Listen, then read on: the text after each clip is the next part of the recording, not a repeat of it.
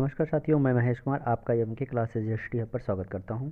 आज दोस्तों मैं लेके आया हूं आपके लिए विगत वर्षों के विज्ञान के क्वेश्चन जो आपकी सभी परीक्षाओं के लिए महत्वपूर्ण है। ये क्वेश्चन विशेष करके एसएससी के क्वेश्चन है, लेकिन ये वन लाइनर क्वेश्चन सभी एग्जामों में लगभग देखने को मिलते हैं। तो चलिए देखते हैं। पहला क्वेश्चन है आपका, ये विद्युत से रिलेटिव सारे क्वेश्चन हैं।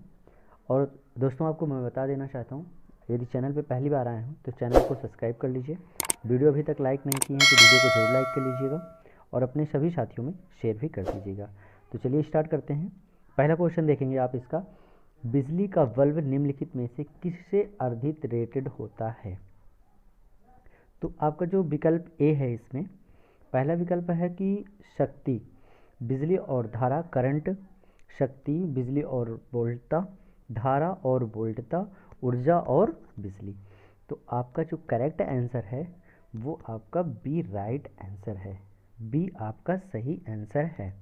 आपको मैं बता देना चाहता हूँ, जो घरेलू उपकरण होते हैं जैसे बिजली का बल्ब, गीजर, हीटर इत्यादि, ये पावर तथा वोल्टेज से रेटेड होते हैं, ठीक है। और यदि बल्ब की रेटिंग देखा जाए तो जो 100 वाट होता है आपका, 100 वाट से लेके 250 वाट तक होता है, ठीक है। इसका मतलब ये है कि बल्ब 250 वोल्ट प्राप्त करने पर 100 वाट विद्युत का क्या होता है, वो व्यय करता है, ठीक है। तो किससे हो जाएगा? शक्ति मतलब बिजली और वोल्टता। अगला क्वेश्चन देखेंगे। क्वेश्चन नंबर दूसरा है आपका, तड़ित निम्नलिखित में से किसके द्वारा उत्पन्न होती है? तड़ित निम्नलिखित में से किसके द्वारा उत्पन्न होती है? पहला है विद्युत शक्ति, दूसरा है विद्युत विसर्जन, अगला है आपका, यहाँ से थोड़ा सा हटा देता हूँ इसको, ठीक है। विद्युत शक्ति, दूसरा है विद्युत विसर्जन, विद्युत क्षरण, लीक, विद्युत दाब, ठीक है। तो आपका जो सही आंसर है इसका वो आपका बी करेक्ट आंसर है, विद्युत विसर्जन, ठीक है। अब आपको मैं बता देना चाहता हूँ कि जो इलेक्ट्रिक विद्युत विसर्जन मतलब समझ लेना, विद्युत विसर्जन आपका सही आंसर है। विद्युत विसर्जन मतलब इलेक्ट्रिक डिस्चार्ज जिसको कहते हैं, ठीक है। जो तड़ित विद्युत विसर्जन होता है के द्वारा उत्पन्न होता है, वो आप देखे होंगे जो बड़ी बड़ी बिल्डिंगें होती हैं उस पर लगाया जाता है, ठीक है। तड़ित द्वारा अत्यधिक विद्युत आवेशन होता है और यह दो आवेशित बादलों के बीच होता है, ठीक है। तड़ित चालक एक मोटी तार की क्या होती है, मोटे तांबे तार की पट्टी होती है जिसके सिर पर कोई निकोला एक क्या होता है, सिरा बना होता है, उसको लगा देते हैं, ठीक है। जिससे क्या होता है कि जो भवन वगैरह पे जो बिजलियाँ वगैरह गिरती हैं वो नुकसान नहीं करता है, ठीक है। चलिए अगला देखेंगे। क्वेश्चन नंबर तीसरा देखेंगे आप, जिन पदार्थों में अनंत विद्युत प्रतिरोध होता है उन्हें क्या कहते हैं? जिसमें अनंत विद्युत प्रतिरोध हो, तो अनंत विद्युत प्रतिरोध हो तो बिल्कुल सिंपल सी बात है, क्या होगा? विद्युत रोधी होगा। जब विद्युत प्रतिरोध बढ़ता है तो विद्युत चालकता क्या हो जाती है? घट जाती है, ठीक है। अतः अनंत विद्युत प्रतिरोध होने पर पदार्थ विद्युत रोधी हो जाता है। क्या हो जाता है? विद्युत रोधी हो जाता है। तो आपका सी आंसर क्या होगा? सही आंसर होगा। क्लियर? चलिए नेक्स्ट क्वेश्चन देखेंगे। क्वेश्चन नंबर 4 है आपका, एसी को डीसी में कैसे बदला जाता है, या फिर जो बदलने का साधन होता है उसको क्या कहते हैं, ठीक है। प्रमाण मित्र होता है, दिष्टकारी होता है, प्रेरण तेल, डायनमो, कौन सा आंसर होगा ये चीज़ आपको बताना है। क्लियर? तो आपको जो एसी से डीसी बदलने का एक जो साधन है जिसको आप दिष्टकारी कहते हैं, क्या कहते हैं? दिष्टकारी कहते हैं। और इंग्लिश में अगर कहा जाए तो इसको कहते हैं रेक्टिफायर। क्या कहते हैं? रेक्टिफायर। रेक्टिफायर आप लोग जानते होंगे, ठीक है। रेक्टिफायर जिसको कहते हैं, रेक्टिफायर, ठीक है। तो रेक्टिफायर से हम क्या करते हैं, एसी को डीसी में बदल लेते हैं, जो चार्जर वगैरह में लगा रहता है, ठीक है, रेक्टिफायर। आगे देखेंगे आपका इसका ये दिष्टकारी मतलब जानते हैं? दिष्टकारी मतलब होता है रेक्टिफायर, ठीक है। ये हिंदी है, आपको बता देना है दिष्टकारी। तो ये जो प्रत्यावर्ती धारा होती है एसी, प्रत्यावर्ती धारा जानते हैं? प्रत्यावर्ती धारा मतलब एसी और दिष्ट धारा मतलब डीसी। तो प्रत्यावर्ती धारा से दिष्ट धारा में बदलने के लिए आपको रेक्टिफायर की आवश्यकता होती है और ये आपका क्या होगा? बी विकल्प राइट होगा, ठीक है। चलिए नेक्स्ट क्वेश्चन देखते हैं। Question number 5। क्वेश्चन नंबर 5 है आपका, निम्नलिखित में से सबसे बढ़िया रोधी, जिसको आप इंसुलेटर कहते हैं, इंसुलेटर कौन सा होता है?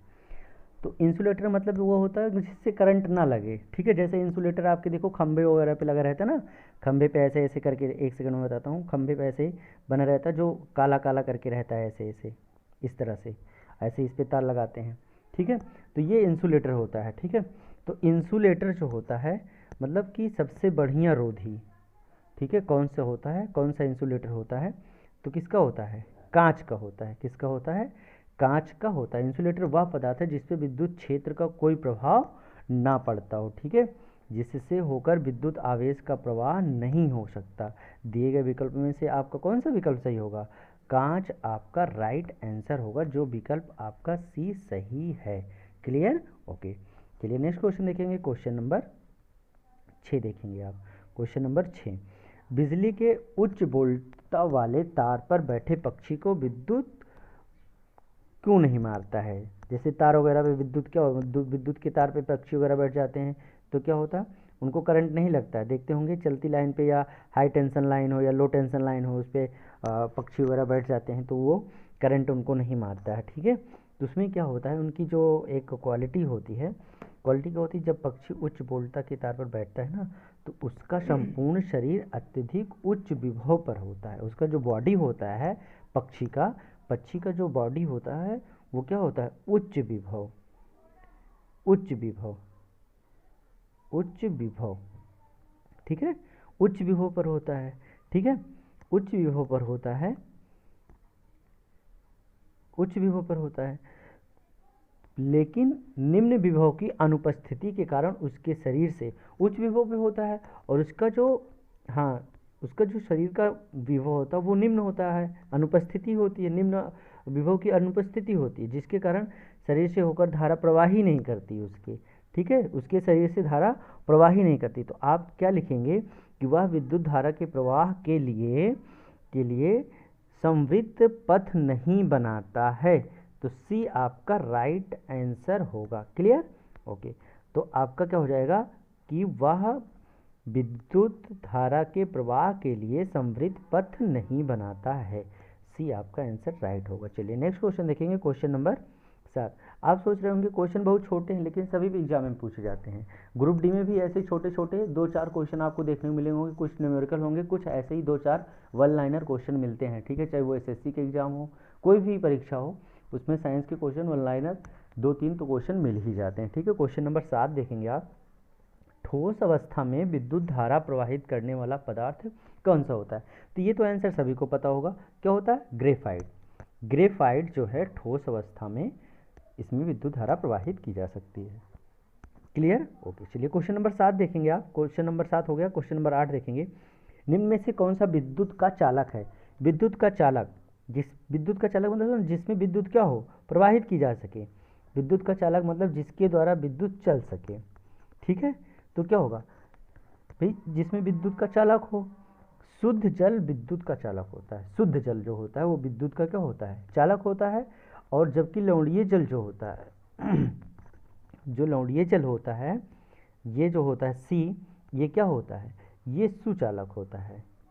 सॉरी, एक गलती हो गई मुझसे। ये जो आपका शुद्ध जल होता है विद्युत का कुचालक होता है। शुद्ध जल, शुद्ध जल क्या होता है, शुद्ध जल कुचालक होता है। शुद्ध जल कुचालक होता है। शुद्ध जल, शुद्ध जल जो आपका क्या होता है, शुद्ध जल वो क्या होता है, कुचालक होता है। और जो आपका लवणीय जल होता है, लवणीय जल ये सुचालक होता है। लवणीय जल क्या होता है, सुचालक होता है, ठीक है। लवणीय जल सुचालक होता है और शुद्ध जल क्या होता है, कुचालक होता है। तो आपका जो सही आंसर होगा वो क्या होगा, सही आंसर आपका सी होगा। क्लियर, सी सही आंसर होगा। आपसे पूछा जाए कि कौन सा चालक है तो आप क्या बताएंगे, लवणीय जल। और अगर आपसे पूछे कौन सा अच्छा वो नहीं होगा, ठीक है, अच्छा चालक नहीं होगा तो शुद्ध जल होगा। क्लियर, तो शुद्ध जल आपका कुचालक और सुचालक के लिए आप लवणीय जल का प्रयोग करेंगे, ठीक है। तो आपका आंसर सी आपका राइट आंसर होगा। आंसर आपका सी सही होगा। क्लियर, चलिए क्वेश्चन नंबर 8 देखेंगे, ये हो गया। क्वेश्चन नंबर 9 देखेंगे आप। घरेलू उपकरण, घरेलू विद्युत उपकरणों में प्रयुक्त सुरक्षा फ्यूज तार उस धातु से बनी होती है जिसका, अब देखिए घर में जो फ्यूज वगैरह लगे होते हैं तो वो मतलब कैसे होते हैं। पहली चीज़ आप जान लीजिए कि घर पे जितना करंट आ रहा है, जितना भी मतलब कि विद्युत धारा आ रही है, उससे उसी के गलनांक के बराबर हम लोग फ्यूज लगाते हैं, ताकि उससे ज़्यादा अगर करंट आए तो हमारा क्या हो जाए, गल के वो टूट जाए, जिससे फिर हाई करंट ना आ पाए, जिससे हमारे उपकरणों को नुकसान पहुंचाए, क्षति पहुंचाए। तो आप क्या करेंगे कि भाई देखिए, जिसमें बिल्कुल गलनांक क्या हो उसका, पहली चीज़ गलनांक क्या हो, कम हो। ठीक है, गलनांक क्या हो, कम हो। आपको मैं बता देना चाहता हूँ कि जैसे फ्यूज तार होता है, इस प्रकार का होना चाहिए कि वह केवल उतनी ही विद्युत धारा को अपने में होकर गुजरने दे जितने में उपकरण का क्या हो, परिचालन अच्छे तरीके से हो सके। ठीक है, अगर उसका जो स्तर है, अगर वो क्या होगा, अगर अधिक होगा तो धारा प्रवाह फिर क्या करेगा भाई, जो अगर उससे ज़्यादा होगा तो धारा प्रवाह क्या करेगा, फ्यूज तार को गर्म करके पिघला देता है। ठीक है, अतः फ्यूज तार उस धातु की बनी होती है जिसका गलनांक क्या हो, कम हो। ठीक है, जिसका गलनांक कम हो। ठीक है, तो आपका बी आंसर राइट होगा। क्या होगा इसका आंसर, गलनांक। ठीक है, गलनांक कम हो। ठीक है, तो इसका सही आंसर क्या होगा, गलनांक कम हो, बी आंसर सही होगा। Clear, okay. चलिए क्वेश्चन नंबर 10 देखेंगे। बैटरी के प्रचालन का मूल सिद्धांत क्या होता है। तो आपका इसका सही आंसर क्या होगा, बैटरी का उपचयन, तो उपचयन होगा। ठीक है, 10 का क्या होगा, उपचयन होता है। इसको क्या कहते हैं, मेटेरिंग कहते हैं। ठीक है, मेटेरिंग कहते हैं, METR, मेटेरिंग। ठीक है, मेटेरिंग, उपचयन। ठीक है, क्लियर। चलिए 11 क्वेश्चन देखेंगे। क्वेश्चन नंबर 11 देखेंगे आप। निम्नलिखित में से कौन सा सर्वोत्तम विद्युत चालक है, सर्वोत्तम विद्युत चालक है। ठीक है, सर्वोत्तम विद्युत चालक है कौन सा। ठीक है, तांबा, लोहा, एल्युमिनियम, चांदी। चांदी तो आपका क्या होगा, सर्वोत्तम लोहा, सॉरी सर्वोत्तम विद्युत चालक होगा। ठीक है, चांदी आपका क्या होगा, राइट आंसर होगा चांदी। ठीक है, चांदी ऊष्मा व विद्युत की सबसे अच्छी सुचालक है। ठीक है, किसका किसका, ऊष्मा व विद्युत, ऊष्मा व विद्युत का क्या है, सबसे अच्छी सुचालक है। ठीक है, क्लियर, ओके, सुचालक है। ठीक है, हाँ, सुचालक है। चलिए आगे देखेंगे, तो इसका चांदी सही आंसर होगा। ठीक है, चलिए क्वेश्चन नंबर 12 देखेंगे आप। क्वेश्चन नंबर 12 है आपका, बिजली का सुचालक क्या है। बिजली का सुचालक, अभी इसके पहले क्वेश्चन मिला था आपको, ग्रेफाइट मैंने बताया था, तो ग्रेफाइट आपका क्या होगा, राइट आंसर होगा। ग्रेफाइट क्या होगा, राइट आंसर होगा। क्लियर, चलिए क्वेश्चन नंबर देखेंगे अगला, 13 क्वेश्चन देखेंगे। अतिचालक वह चालक है जिसका विभव या करंट या प्रतिरोध या प्रेरकत्व तो जो है वो क्या हो, शून्य हो। तो कौन सा होगा, तो आप बताएंगे इसका आंसर क्या होगा। तो इसका आंसर क्या होगा, प्रतिरोध, जिसको आप कहते हैं रेजिस्टेंस। ठीक है, क्या होगा, प्रतिरोध। सी आंसर आपका क्या होगा, राइट होगा। क्लियर, चलिए नेक्स्ट देखेंगे, क्वेश्चन नंबर 14 देखेंगे आप। विद्युत धारा से लगी आग को बुझाने के लिए जल का प्रयोग नहीं किया जा सकता है, क्योंकि अब देखो, विद्युत से अगर आग कहीं पे लगी है, तो अगर आप जल से वहाँ पे पानी से या जल से आप उस आग को बुझाएंगे तो आपको क्या लग सकता है, करंट लग सकता है।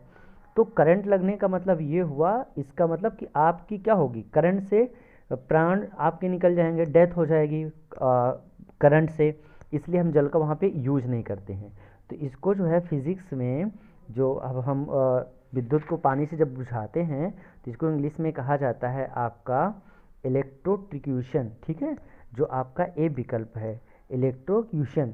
इलेक्ट्रोक्यूशन जो होता है आपका, इसका मतलब ही होता है कि बिजली का झटका लगने से मौत। ठीक है, तो अगर आप पानी से आग को बुझाएंगे तो उसे क्या होगी, इलेक्ट्रोक्यूशन हो जाएगा, इलेक्ट्रोक्यूशन हो जाएगा। इसका मतलब ये हुआ कि बिजली का झटका लगने से मौत। ठीक है, तो आपका ए विकल्प राइट आंसर होगा, ए आपका सही आंसर होगा। अगला देखेंगे क्वेश्चन नंबर 15, तड़िक चालक बनाने के लिए प्रयुक्त धातु है। आपको पता होगा तड़िक चालक, आपको अभी इसके पहले मैंने बताया था, है ना।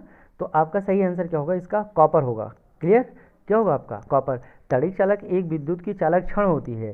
ठीक है, जिसे ऊंचे भवनों आकाशीय विद्युत से रक्षा के लिए लगाया जाता है। और सामान्यतः ये क्या होता है, अत्यधिक सुचालक धातु जैसे कॉपर का प्रयोग तड़ित चालक के निर्माण में किया जाता है। ठीक है, तो यहाँ पे आपका जो राइट आंसर होगा, जो आपका आंसर होगा वो कौन सा होगा, सी विकल्प आपका सही होगा। क्लियर, चलिए क्वेश्चन नंबर 16 देखेंगे आप।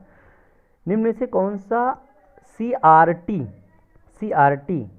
मतलब समझते हैं, CRT का मतलब होता है कैथोड रे ट्यूब, ठीक है, cathode CATHOD, cathode ray tube, ठीक है, कैथोड रे ट्यूब। इसका मतलब ये हुआ कैथोड किरण नलिका एक निर्वात नलिका होती है जिसमें एक इलेक्ट्रॉन गन और एक फ्लोरोसेंट पटल होता है, और गैस प्लाज्मा जो होता है आपका, गैस प्लाज्मा CRT का क्या होता है, हिस्सा नहीं होता है। गैस प्लाज्मा CRT का हिस्सा नहीं होता, बाकी सारे क्या होते हैं, इसके हिस्से होते हैं। फास्फर प्रपट, इलेक्ट्रॉन गन, छाया आच्छादन, ये सब क्या होता है, ये सब इसके हिस्से होते हैं, लेकिन ये इसका हिस्सा नहीं होता है, ठीक है। चलिए क्वेश्चन नंबर देखेंगे आपका, ये इसमें जो है ना आपका ये गैस प्लाज्मा सही होगा, ठीक है, डी विकल्प आपका राइट आंसर होगा। चलिए क्वेश्चन नंबर आप 17 देखेंगे। 17 है, निम्नलिखित में से किस निम्नलिखित में से वह युक्ति कौन सी है जो सिग्नल संकेत को निम्न प्रतिरोध क्षेत्र से उच्च प्रतिरोध क्षेत्र में अंतरित कर देती है, ठीक है। तो आपका जो इसका सही आंसर होगा क्या होगा, ट्रांजिस्टर जानते हैं ना आप, ट्रांजिस्टर होगा आपका। ट्रांजिस्टर एक अर्धचालक युक्ति है, ठीक है, जिसे जो है मुख्यतः आपका जो एम्पलीफायर होता है ना, एम्पलीफायर के रूप में प्रयोग किया जाता है, और ट्रांजिस्टर के दुर्बल सिग्नल को निम्न प्रतिरोध क्षेत्र से उच्च प्रतिरोध क्षेत्र में अंतरित कर दिया जाता है, ठीक है। तो आपका जो सही आंसर होगा वो बी विकल्प आपका राइट आंसर होगा, ठीक। चलिए क्वेश्चन नंबर आप 18 देखेंगे। एक तार के प्रतिरोध के बारे में गलत कथन कौन सा है। यह तार के सामग्री पर निर्भर करता है, यह तार के लंबाई के अनुपात में होता है, ठीक है, और आपका यह तार के अनुप्रस्थ काट के क्षेत्र के सीधे अनुपात में होता है। ताप में वृद्धि के साथ धातु तार का प्रतिरोध बढ़ जाता है, ठीक है। तो आपका जो 18 है, इसका जो सही आंसर है, इसका सही आंसर सी होगा, यह तार के अनुप्रस्थ काट के क्षेत्र के सीधे अनुपात में होता है। क्लियर। और उसके बाद देखेंगे क्वेश्चन नंबर 19 देखेंगे आप। 19 है क्या, सेमीकंडक्टर का एक उदाहरण बताइए। काफी बार क्वेश्चन पूछा गया है, रेलवे का भी क्वेश्चन है। सेमीकंडक्टर का जो उदाहरण है आपका, वो आपका है जर्मेनियम, ठीक है। क्या होता है, जर्मेनियम सबसे अच्छा एग्जाम्पल है इसका, ठीक है। और उसके बाद आजकल तो व्यावसायिक रूप से अर्धचालक युक्तियों के निर्माण में सिलिकॉन का प्रयोग सर्वाधिक होता है, ठीक है। इसके अतिरिक्त जर्मेनियम, गैलियम आर्सेनाइड तथा सिलिकॉन कार्बाइड, ये सब प्रमुख उदाहरण हैं, लेकिन सब और बाकी तो यहाँ पे और दिया नहीं गया है। तो आप सबसे अच्छा एग्जाम्पल किसको मानेंगे, जर्मेनियम को मानेंगे सबसे अच्छा एग्जाम्पल, ठीक है। बाकी बहुत सारे हैं, लेकिन आपका जर्मेनियम राइट आंसर होगा, बी विकल्प आपका क्या होगा, सही होगा। चलिए क्वेश्चन अगला देखेंगे, क्वेश्चन नंबर 20 लास्ट क्वेश्चन होगा, ठीक है। शुष्क सेल का एनोड किससे बना होता है, ठीक है।